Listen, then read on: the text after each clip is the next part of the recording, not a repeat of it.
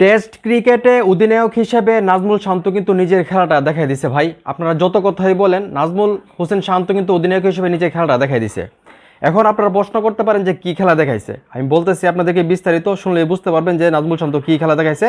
তার আগে একটু রিকোয়েস্ট, আপনি যদি এই চ্যানেলে নতুন হয়ে থাকেন চ্যানেলটা সাবস্ক্রাইব করে আমাকে সাপোর্ট করেন। তো মূল কথায় আসি। বাংলাদেশের টেস্ট ইতিহাসে অধিনায়ক হিসেবে সর্বাধিক সেঞ্চুরির তালিকায় যৌথ হবে নাজমুল হোসেন শান্ত। চিন্তা করছেন?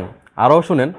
আয়ারল্যান্ডের বিপক্ষে সিলেট টেস্টে কেরিয়ারের অষ্টম এবং অধিনায়ক হিসেবে চতুর্থ সেঞ্চুরি তুলে নিয়ে শান্ত ছুঁয়ে ফেলেন মুশফিকুর রহিমকে। পার্থক্য শুধু ইনিংসের সংখ্যায়, যেখানে মুশফিকের লেগেছিল 61 ইনিংস, সেখানে শান্ত করেছেন মাত্র 27 ইনিংসে, অর্থাৎ 34 ইনিংস কম। চিন্তা করছেন? মানে যে কাজটা মুশফিকুর রহিমের প্রায় 61 ইনিংস খেলতে হয়েছে, সেইটা জাস্ট নাজমুল শান্ত 27 ইনিংস খেলেই করে ফেলছেন, মানে 4টা সেঞ্চুরি। তো নাজমুল শান্ত এবং মুশফিকুর রহিম ছাড়াও কিন্তু মুমিনুল হক আছে 3টি সেঞ্চুরি, মাহমুদুল্লাহ রিয়াদ আছে 2টি সেঞ্চুরি এবং মোহাম্মদ আশরাফুলের আছে 2টি সেঞ্চুরি। তো সেই জায়গা থেকে আমরা বলতেই পারি নাজমুল শান্ত টেস্ট ক্রিকেটের অধিনায়ক হিসেবে নিজের খেলাটা দেখাই দিয়েছে। কিন্তু ভাই, আপনারা যতই ওনাকে নিয়ে আলোচনা করেন, সমালোচনা করেন, দিন শেষে উনি কিন্তু সফল।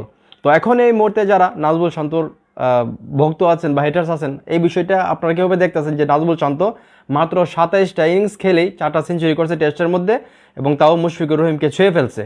তো সেটা অবশ্যই কমেন্ট করে জানাবেন। ভিডিওটা ভালো লাগলে অবশ্যই শেয়ার করবেন।